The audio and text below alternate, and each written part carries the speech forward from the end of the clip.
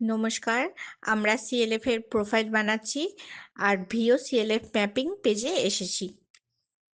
এখানে আপনার গ্রাম পঞ্চায়েত সিলেক্ট করতে হবে। যদি আপনি ম্যাপিং আনম্যাপিং করতে চান তাহলে গোটা ব্লকের গ্রাম পঞ্চায়েত এখানে দেখা যাবে। একটা গ্রাম পঞ্চায়েত সিলেক্ট করলাম, এখানে আনম্যাপড ভিও আর ম্যাপ ভিও দেখা যাবে।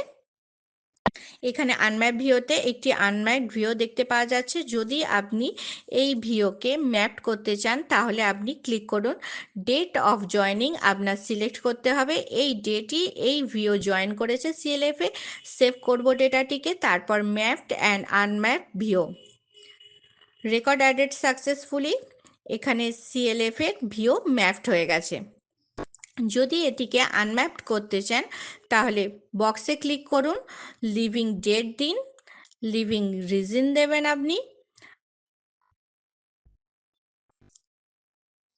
আর সেটেলমেন্ট স্ট্যাটাসে সেটেল করবেন।